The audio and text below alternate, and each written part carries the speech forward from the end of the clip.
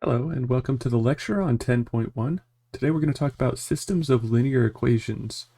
Now this section is actually going to be foundational to linear algebra, and we'll get into a little bit more of that later on in the chapter, but linear algebra is all about systems of equations and trying to solve them. Let's go ahead and jump right in and start with a definition. A system of equations is a set of equations with the same variables. A system of linear equations is a system of equations in which each equation is linear. Now, if you've forgotten what linear means, hopefully that's not the case, but let's go ahead and talk about it for a second. You have ax plus by is equal to c, something like this, where each power is either 1 or 0. So you have x to the first power here. There's no fractional powers, there's no squares, there's no higher powers than 1. Y to the first power here, same idea. There's no higher powers than 1, and there's no fractional powers. It's either a power of 1 or 0. For instance, another linear equation would be something like this. Ax plus by plus cz is equal to d. This is another linear equation. Notice that again, our new variable z has a single power. It doesn't have a square, it doesn't have a rational power, it's a single one. Now these two are very similar. We could say even identical depending on what c is here and what c and d are here. But if we wrote this with a z to the 0 power, then we would have ax plus by plus c is equal to d. Continue with our definitions. A solution is an assignment of the variables that satisfy each equation in the system. So here, for example, suppose that we have a system of linear equations. 3x minus 2y is equal to 4, and x plus 3y is equal to 5. Now I'm going to ask you which one of the following of these is a solution to this system. 0, negative 2, b, 2, 1, or c, negative 1, 2. And then explain your answer. Why, whichever one of these is a solution, why is it a solution? You need to reread the definition and try to figure that out. This is the x-coordinate in this ordered pair. This is the y-coordinate in this ordered pair. So this will be plugged in for x, this will be plugged in for y, and we'll see if it satisfies the equations. Part A. If we plug in 0 for x into the first equation, we would have 3 times 0. Plug in negative 2 for y, we would have minus 2 times negative 2. And is this equal to 4? That's our question. So we have 3 times 0 is 0. Negative 2 times negative 2 is positive 4. So this does satisfy the first equation. Now let's check the second equation, because we need to satisfy each equation in the system. We have 2 equations here, so this coordinate needs to satisfy both of these equations, meaning that the equation needs to be true. So if we plug in 0 for x and negative 2 for y, we would end up with 0 plus 3 times negative 2, and we ask ourselves, is this equal to 5? And it's not. 0 minus 6 is not equal to 5. So this is not a solution to the system.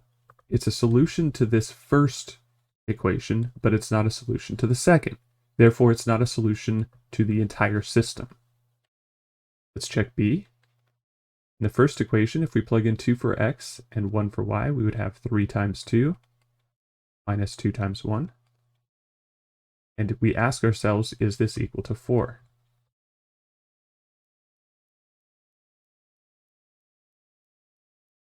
Three times 2 is 6, minus 2 is 4. This is a solution. 2. Now we check the second equation. Plug in 2 for x, 2 plus 3 times 1, plug in 1 for y, and we ask ourselves, is this equal to 5? 2 plus 3 is equal to 5. Good. So this is a solution to this system.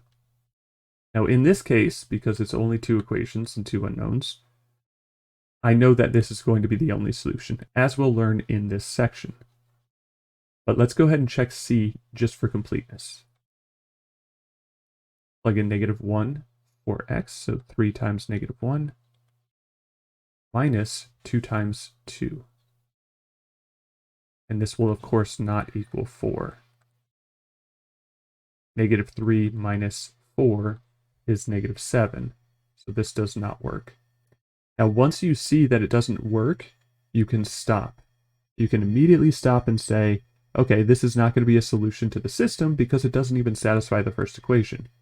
And it needs to satisfy both. But I'm going to go ahead and check number 2 anyway, just for completeness. -1 plus 3 times 2, and that is equal to 5. Now again, it needs to satisfy both. This coordinate only satisfies the second equation, not both. So it is also not a solution. Next thing I want to talk about is the substitution method. This is a method for solving systems of equations. I think this is probably the easiest one to follow, but it's not the easiest method overall, in my opinion. I'm going to give you a guide, and then we'll actually do a problem. Step 1, solve for one variable. Choose an equation and solve for one variable in terms of the others. Now it's important to note that when we say in terms of the other variables, we mean that we're solving for x or y or z or some variable. Let's say we have a system of two variables, x and y. Maybe we have a system that's 3x minus 2y equals 4, and x plus 3y is equal to 5. Now when we say solve for one variable in terms of the others, we choose one of the equations, and we get one of the variables alone on one side. So I'm going to choose equation 2. I think it's the easiest one in this case to solve for, so I don't have to divide anything. If I subtract my 3y over, I have x is equal to 5 minus 3y. Now notice I have x solved for in terms of y.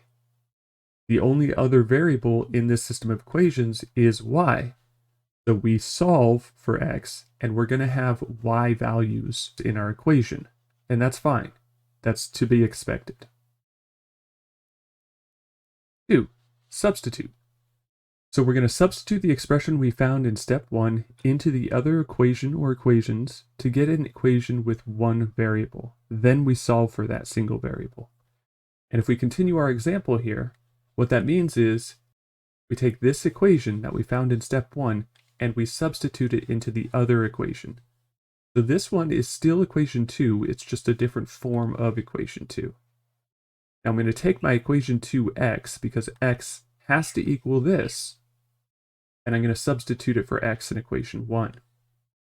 So in our example, we have two equations still. 1, 3x minus 2y equals 4, and equation 2, which we have solved for x. X is equal to 5 minus 3y. In this equation, x is equal to this. So x must be satisfied by this expression. Now I'm going to take this expression and substitute it for x in my other equation. We rewrite it in this notation. 1, such that, this vertical line meaning such that, x is equal to 5 minus 3y. And we're going to write our equation out.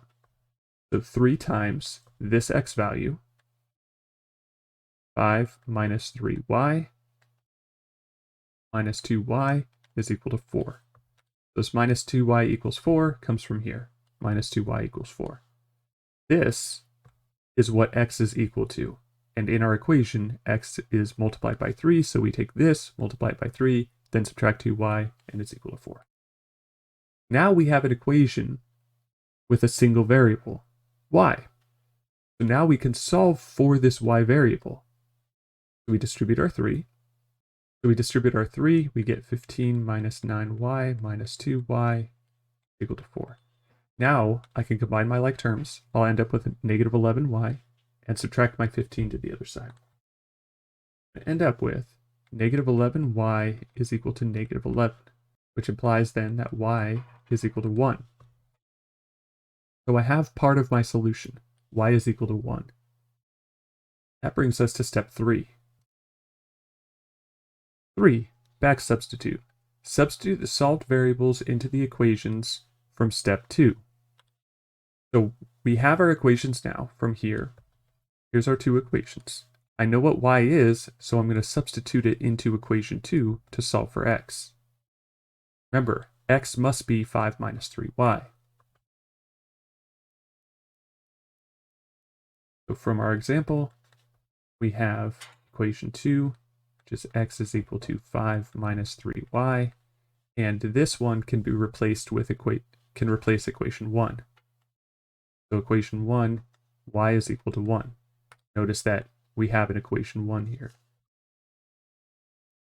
So I replace my y here, and I have equation 2 such that y is equal to 1. And that will give us x is equal to 5 minus 3 times 1, replacing y with 1. So now I have x is equal to 5 minus 3, which is 2, so x is equal to 2. And we're done. Now later on in the chapter, we'll have more equations and more unknowns, but we'll cross that bridge when we get there on solving these types of systems. There's an extra step that we need, but for right now, with just 2 equations and 2 unknowns, this is enough. Now we write our answer in a ordered pair form. So 2, 1, this is your solution. It's generally accepted that we write it this way as well, but for the most part, this is actually how we write it. And there's a reason for that we'll talk about later on in this section. All right, I want you to try a problem now. Solve the system using substitution. 2x minus y is equal to negative 5, and 4x plus 2y is equal to 2. Next thing I want to talk about is the elimination method. Just like with substitution method, I'm going to give you a guideline here. 1. Adjust the coefficients. Multiply one or more equations by appropriate numbers so that the coefficients of the selected variable are the same or negatives of each other. So just like last time, we're also going to do an example while giving these guidelines. Our example in this case is going to be equation 1, 3x plus y is equal to negative 3, and equation 2 is 2x minus 3y is equal to negative 13. What I mean by the first step here, where we adjust the coefficients. Remember, coefficients are the numbers in front of the variable. So our x coefficient in equation 1 is 3, the y coefficient in equation 1 is 1, and so on for equation 2. Now what I want to do here is I want the coefficient to be either the same or the negative of a selected variable. So here we're going to select a variable, generally the one that would be easier to match, and then we're going to match their coefficients. So here we have 3x plus y is equal to negative 3, and here we have a 2x minus 3y is equal to negative 13. If I am to match the coefficient for the x variable, if I chose the x variable and I wanted to match their coefficients, I would have to multiply this equation by 2 and this equation by 3 in order to get a match. But if I choose y instead, notice that I only need to multiply this equation by a number, specifically 3 or negative 3, in order to match this one. Now it doesn't matter which number you choose, you just have to do the appropriate operation, addition or subtraction, after. So here, I take equation 1, and I multiply it by 3. So equation 1 times 3. That means I multiply everything in this equation by 3. And that should make sense that it's the same equation, it's just a different form. So we would have 9x plus 3y is equal to negative 9. Notice now the coefficient of my y variable is the negative of the coefficient of my y variable for equation 2. And that's what we want, either the same or negative. We have a negative coefficient here. It's perfect. We move on to step 2. Add or subtract equations appropriately to eliminate one variable, then solve for the remaining. So here, we're either going to add or subtract this equation with this equation. The entire thing. Left side with the left side and the right side with the right side. Now, you need to figure out what you need to do. Do we add or do we subtract? We don't do both. We do one or the other. Now, we want to eliminate one variable. And it's going to be the variable that I chose in step 1. In step 1, we chose the y variable. I want to eliminate this variable. So if I add the left side with the left side, then I would have 3y plus a negative 3y, which would eliminate that variable and leave me with an equation with only x's in it, which is what I want. If I were to subtract, on the other hand, I would have 3y minus a negative 3y, which would give me 6y. Then I would have an equation with 2 variables in it, and I would be right back at square 1. And that's a problem. So you have to do the appropriate operation, addition or subtraction. In this case, we add. So we take, in our example, equation 1, and I'm going to write it like this so that I'm referencing this equation, and I'm going to add it to equation 2. And the result is here. So it'll be 9x plus 2x is 11x. 3y plus a negative 3y is 0. And then negative 9 plus a negative 13 is negative 22.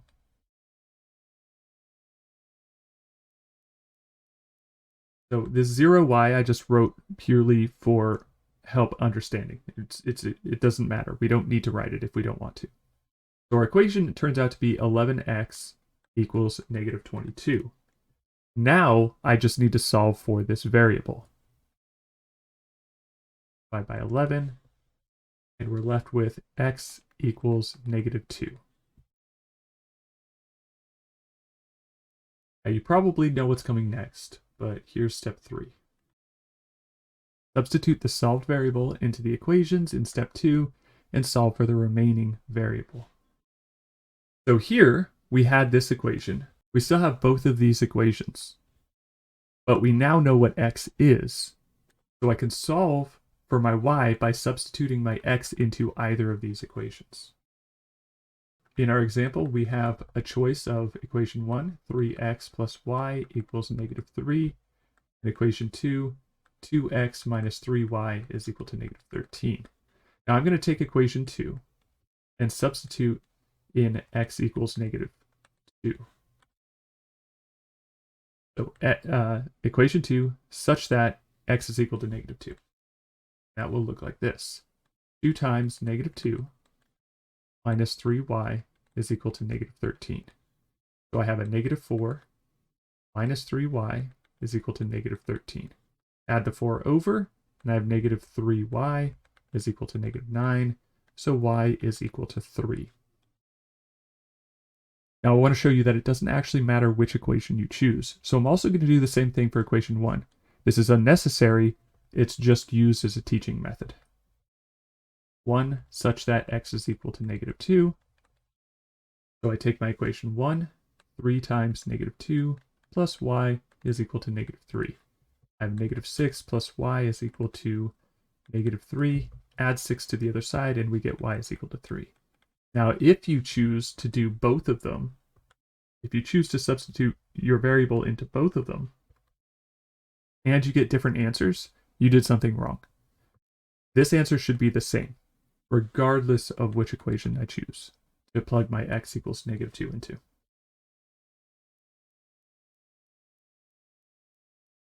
Try one. Solve the system by using elimination. X plus 2y is equal to 5, and 3x plus y is equal to 10. And the next thing I want to talk about is the graphical method. Recall. A solution satisfying ax plus by equals c is on the graph of ax plus by equals c. So this will have a graph, and if we have a solution that satisfies this equation, then it's contained in the graph of the same equation. Now also remember, a solution is an assignment of variables that satisfy each equation in the system.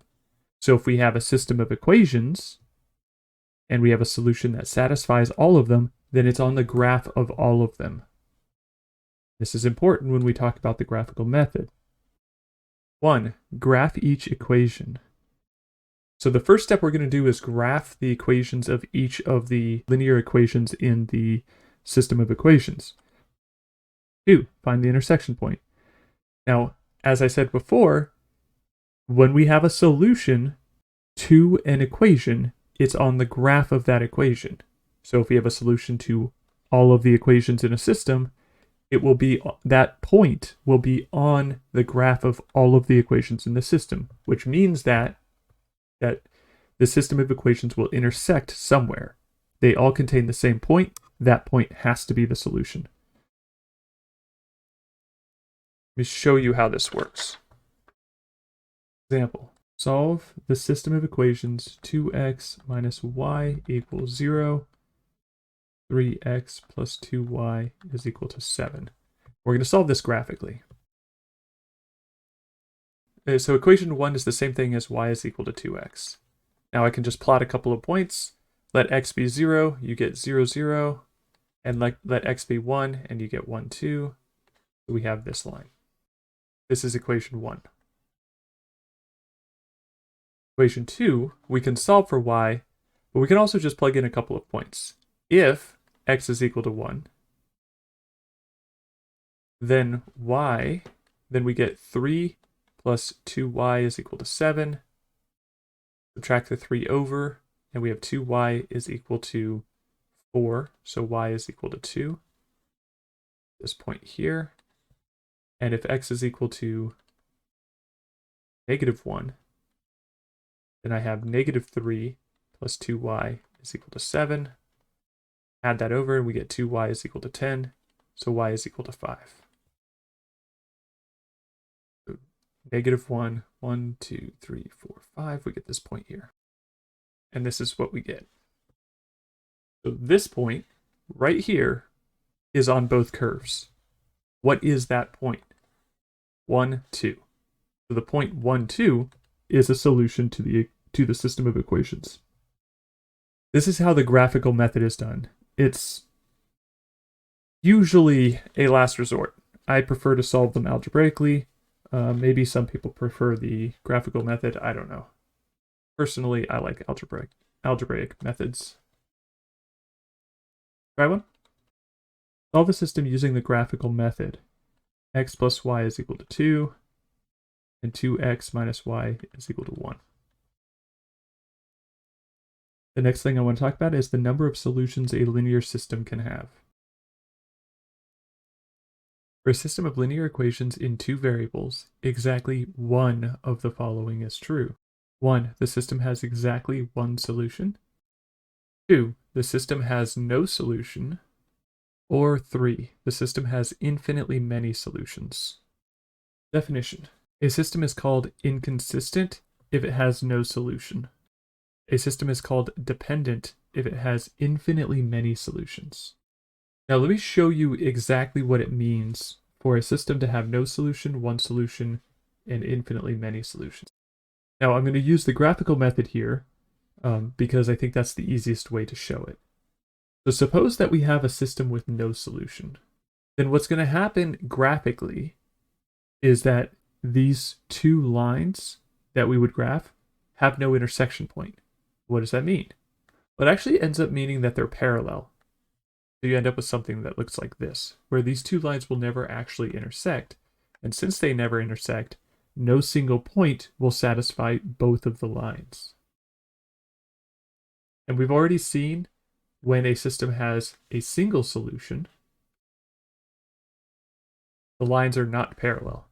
We end up with a single point like this, where this point satisfies both equations. Hence we have one solution. Now, infinitely many solutions is a bit trickier. Or try to think of a system of equations where the two lines intersect at infinitely many points, because that's what we're talking about. I'm going to do this one in red and blue. Let's say that we have this line is one of the lines. This line will be the second. Notice that they intersect at infinitely many points because they're exactly the same line. So at every single point, these two lines are actually intersecting. This means that we have infinitely many solutions because any point on one of the lines will satisfy the other one because they're the same. They'll look different, but it just means that they are different forms of the same line. Let's do an example to show you what it looks like to have infinitely many solutions. Solve the system. We have the system 3x minus 6y is equal to negative 3, and negative 2x plus 4y is equal to 2. Now there's multiple ways to do this. I personally am partial to the elimination method. So what I'm going to do first is notice that I can factor a 3 out or divide both sides by 3 of the first equation. And the second equation, I can divide everything by 2. So here I'm going to say 1/3 times equation 1. And this will be x minus 2y is equal to negative 1. And then 1/2 times equation 2 will give me negative x plus 2y is equal to 1. Now when I do the elimination method, we're going to see that we have an equation that is always true. No matter what x and y are, this equation will always be true. Let's add these two together. We get x plus negative x, which is 0, negative 2y plus 2y, which is 0, and negative 1 plus 1, which is 0. So we have 0 is equal to 0. So no matter what I choose for x and y, this equation will always be true, because 0 always equals 0. So what this means is that we have infinitely many solutions. If you notice, this line is exactly the negative of this line. They are actually the exact same line. It's just I take this line, multiply it by negative 1, and I get this line. It's just a different form. That's all. So now what I want to do is I want to solve. I want to figure out what the solutions are here. Now a lot of students get confused with this, so try to make sense of it as best as you can, and really try to pay attention here. Now, for simplicity, in order to help you understand a little bit more, what I'm going to do is I'm going to create this extra variable, right? I'm going to call this extra variable t. And t is going to be some number, any number. It doesn't matter what number it is. X minus 2y is equal to negative 1. Now what I'm going to do is I'm going to say let y equal t. Now it doesn't matter which variable you let equal t. You can choose x if you want to. It will come out nicer with y. That's why I'm choosing y. So if I let y equal t, and again t is just some number, then I get x minus 2 times t is equal to negative 1. And I solve for x. Add the 2t over, and I have x is equal to 2t minus 1. So the coordinates 2t minus 1 t will satisfy this system of equations because it will satisfy this line, which is the same thing as this line. So I want to show you that this works. Let's let t equal 1. Then I get the point 1, 1. And this point should satisfy both of these. Like in 1, I get 3 minus 6 is negative 3. Equation satisfied. Like in 1 and 1, I get negative 2 plus 4 is positive 2. This equation is satisfied. Now if I say let t equal 2, then I get the point 3, 2, just by plugging it in for t here. Now this coordinate will also satisfy both of these. 9 minus 12 is negative 3. Negative 6 plus 8 is 2. So both of these equations are satisfied with this. Now you can choose any t value. T equals 0 for good measure, and we get negative 1, 0. Plug in negative 1 for x, you get a negative 3, 0 for y. This just drops and you end up with negative 3. Plug in negative 1 for x, you get a positive 2. Plug in 0 for y, you get a 0 here. Positive 2 plus 0 is 2. So as you can see, no matter what my t value is, this will be the solution. So this is our actual solution to a system with infinitely many solutions. It's going to be dependent on a t value. Now, this t variable, you can name it anything. You can even name it x if you want to. And hopefully some of you will make the connection that it's the exact equation of the line. I'm going to show you that that statement is true. So notice that my t is in the y variable. So what I'm saying here is if I solve this equation for x, then it will be, it'll look like this. Let's start back at equation 1, the very start here. 3x minus 6y is equal to negative 3. Now, I know that this is going to be the equation of this line, but it's going to need to be solved for x because this equation is in the x slot because I let y be t. So watch. I'm going to get exactly 2y minus 1 if I solve for x. Add my 6y over. Divide by 3. 2y minus 1. Because I let y equal t, my t is in my y slot. X then becomes this equation. 2y minus 1. For some of you, that will be a connection. For others, it's okay to just use this variable. But it doesn't matter what you use as a variable name. I like to use t as a variable name because it generally helps students understand what's going on in terms of infinitely many solutions. Now, notice how we got this. We ended up with an equation 0 equals 0. This is an always true equation, no matter what x and y are, as I stated before. What if instead we got an equation that was untrue? Always untrue. So what I'm going to do is I'm going to rewrite this example, but I'm going to make sure that the equation becomes untrue by just altering this 2 here. So same example, 3x minus 6y is equal to negative 3.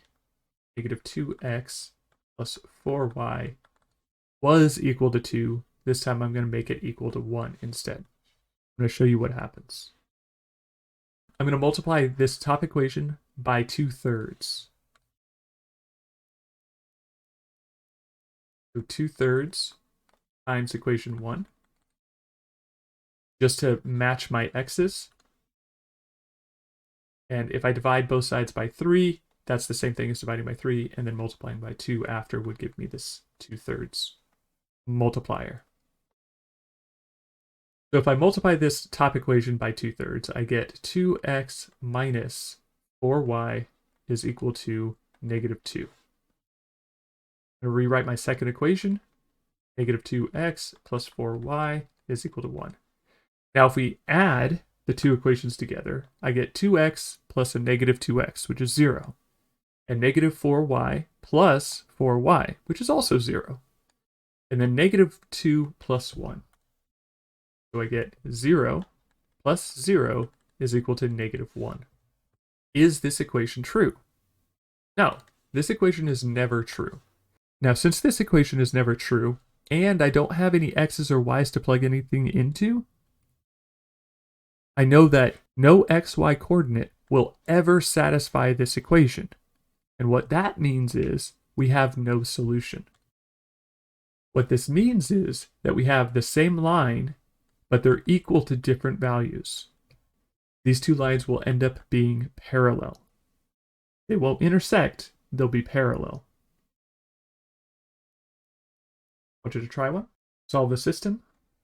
3x minus 4y is equal to -1, and -6x plus 8y is equal to -10.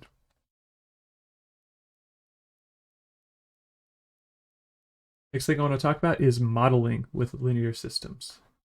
Here we're going to go over a guideline just like the other topics. Now, we have done stuff like this before, but we haven't done it in terms of two separate variables. So we're going to go over a lot of the same problems that we've done before, but instead we're going to use two variables. 1. Identify the variables. Identify the quantities the problem is asking for. Generally, these are found in the sentence that asks the question. At the end of the problem statement, there's generally a statement that asks an actual question where it ends in a question mark. And you'll find the variables in that line of the problem statement. 2. Express all unknown quantities in terms of the variables. And we've done this before, way back when we first started looking at mathematical models in general. We'll practice this again, except now we're using multiple variables. 3. Set up a system of equations. Generally, each equation has a unifying characteristic. And again, I'll talk about this when we do an example. Solve the system and interpret the results. Your final answer should be a statement answering the question that's posed in the problem statement. So it's not usually just x equals this and y equals this. It's usually what you want to see is an actual statement saying what the problem statement is asking for. So let's do an example. And we have done this problem before. It's a mixture problem from 1.7. Darth Vader has an endless supply of 5% and 20% Bacta solution. He needs to soak in his tank with 1,500 liters of 10% Bacta solution. How much 5% solution and 20% solution does he need to mix together to get 1,500 liters of 10% solution? So in 1.7, what we did was we said x equals this thing. And then we did 1,500 minus x would be the other thing. In this case, we can use x and y to be the two different things. So here, x is going to be the amount of 5% solution. Now again, in 1.7, what we said was, since x and y are going to need to add up to 1,500 liters, we said 1,500 minus x would be the amount of 20% solution. But now we can say that this is going to be y. So we have the amount of 5% solution in liters and the amount of 20% solution also in liters. So we've defined the variables. We figured out what we're looking for because we're looking for how much 5% solution and how much 20% solution we need to mix together. Now we want to express them, all unknown quantities in terms of variables. So now 0.05x is the amount of Bacta in the solution. And 0.2y is the amount of Bacta in that solution. Now we need to figure out the equations that go with these. First, we know that x and y, in terms of liters, we have x liters of 5% solution, y liters of 20% solution, and we need 1,500 liters of 10% solution. So if we're not talking about how much Bacta is in it, we're just talking about the total number of liters that we need. That's 1,500 liters. X liters plus y liters needs to equal 1,500 liters. So one equation will deal with this. X plus y has to equal 1,500. The next equation will deal with the amount of bacta in the solution. So here, we don't know what the bacta is yet. I mean, X could be a lot of different things, but the amount of liters of 5% solution and the number of liters of 20% solution won't necessarily give us a 10% solution, and we need a 10% solution. So now we need to figure out how much bacta is in the solution. That will be the second equation. So our second equation will be 0.05x plus 0.2y is equal to the amount of bacta in the final product. The amount of bacta in the 10% bacta solution. And here we have 1,500 liters of 10% bacta solution. So the amount of bacta will be 10% of that 1,500 liters. So 0.1 times 1,500. Now notice we have a percentage of a certain number of liters plus a percentage of a certain number of liters is equal to a percentage of a certain number of liters. Right? This should match. A percentage of a certain number of liters is the amount of bacta in the 5% solution. 0.2 times y is the amount of bacta in the 20% solution. And we need that to be 10% of the 1,500 liter solution. So now all we need to do is solve our system. What I'm going to do here is multiply both sides by 100 so that I can eliminate the decimal. We'll call this equation 1 and this equation 2. So equation 1 will stay the same. X plus y is equal to 1,500. Equation 2, I'm multiplying by 100. And I get 5x plus 20y is equal to 15,000. Remember, multiplying by 100 moves the decimal 2 spots. So 5, this would be, moving one spot would just be 2, moving a second spot would be 20, moving one spot would be 1, moving another spot would be 10, and 10 times 1,500 is 15,000.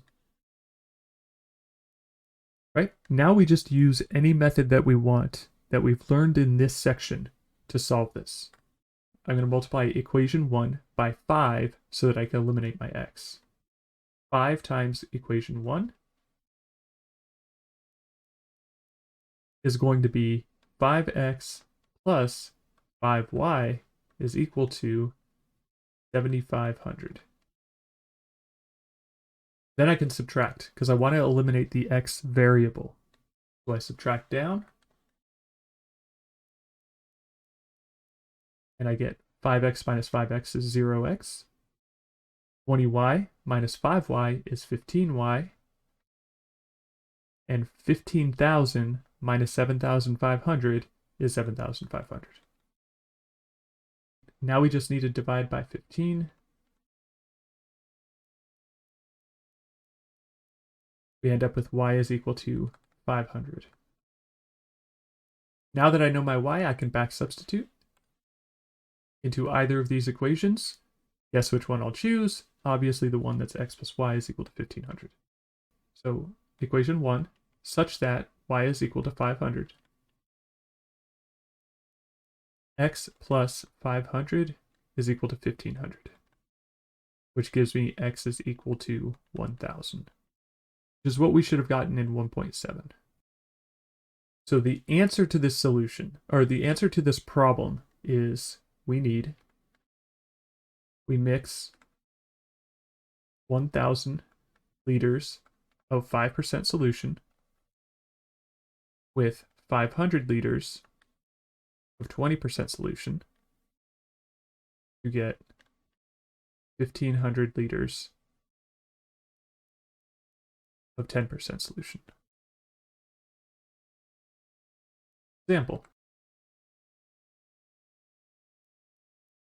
Admission to the pod races on Tatooine is 5 credits for children, 10 credits for adults. The race that Anakin won was attended by 7,000 people, and the revenue was 62,000 credits. How many children and adults attended this event? So again, we look to where the question is, very last sentence, how many children and adults attended the event? So we let X be the number of children who attended, Y be the number of adults who attended. So what else do we know? Well, this is the number of people, number of children specifically. This is also a number of people, number of adults. It was attended by 7,000 people. So one equation will be the number of people attended. And that will be X plus Y on the left, because it's the number of children, and the number of adults who attended will be the total number of people. 7,000. Now we also know how much revenue was collected at this event. We can figure out the number of revenue from children and the number of revenue from adults. And that's going to be 5x is the revenue from children, and 10y is the revenue from adults. So if we add these two together, then we have the total revenue for the event, which is 62,000.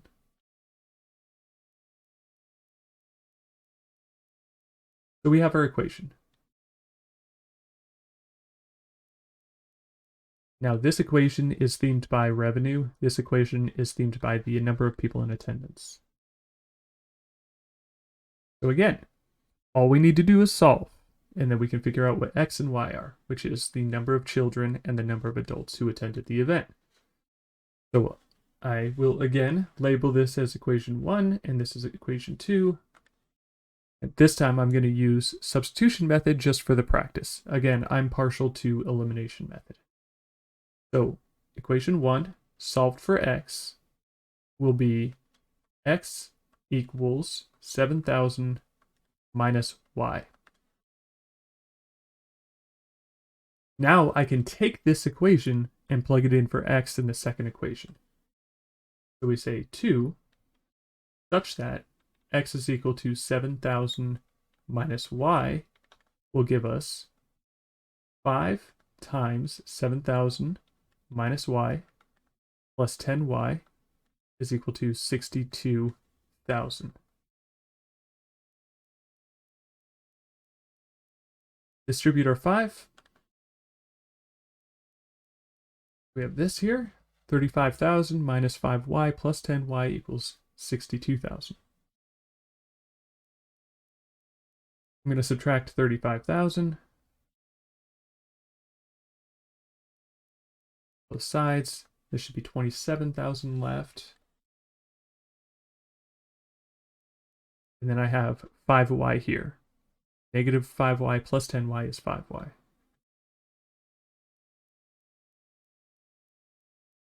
Divide both sides by 5.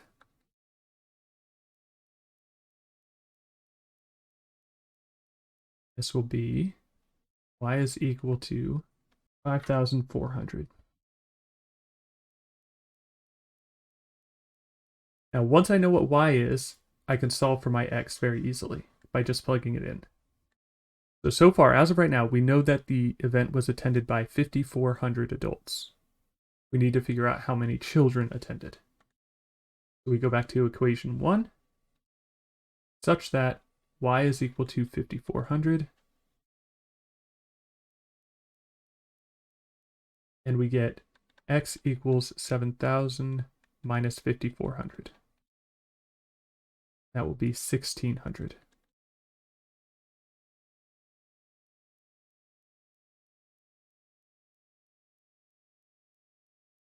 The event was attended by 5,400 adults and 1,600 children. I'm going to give you a problem exactly like this. So try 1. Empire Day is being celebrated on the Thal.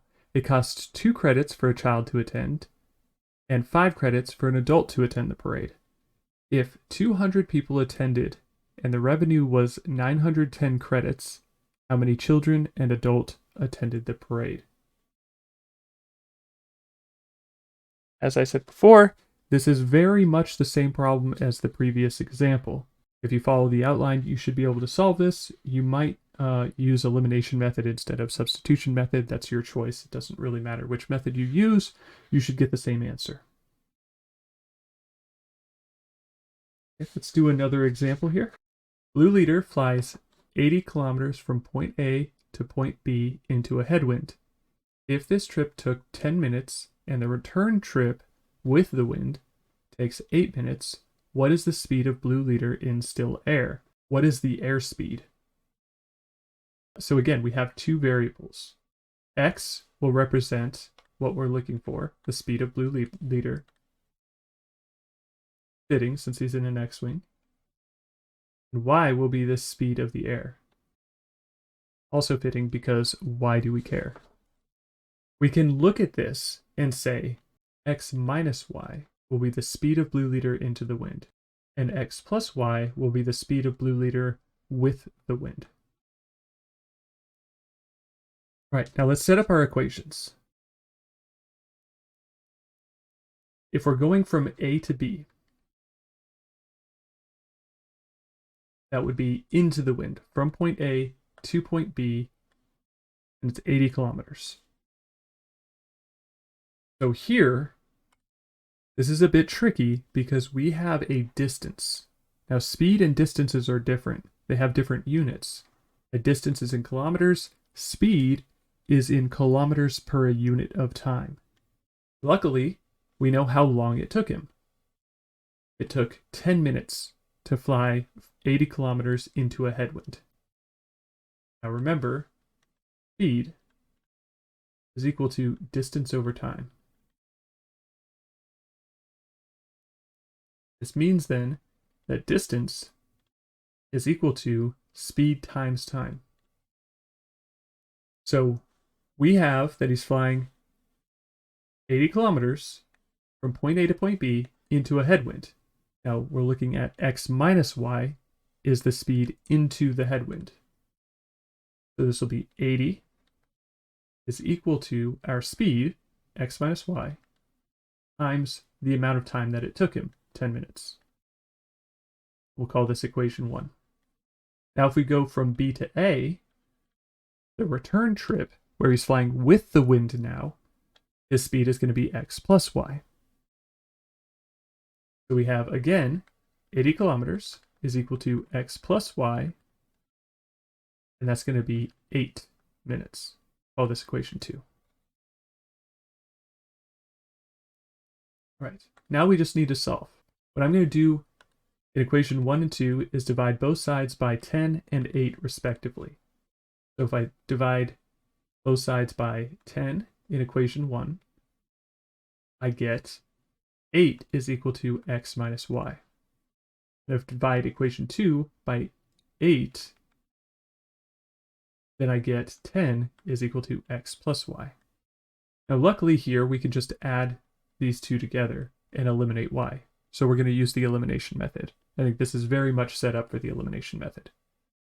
So if we add these two equations together, so 1/10 times equation 1 plus 1/8 times equation 2 will give us 18 is equal to 2x, which means then that x is equal to 9 kilometers per minute.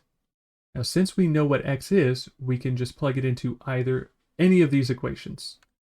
I'm going to plug it into the x plus y equals 10 equation. So equation 2, such that x is equal to 9, will give us 10 is equal to 9 plus y, which then means that y is equal to 1. So the wind is 1 kilometer per minute. The speed of blue leader is 9 kilometers per minute. The speed of the wind is 1 kilometer per minute. All right, that's all I have for today, so I will see you all in the next lecture.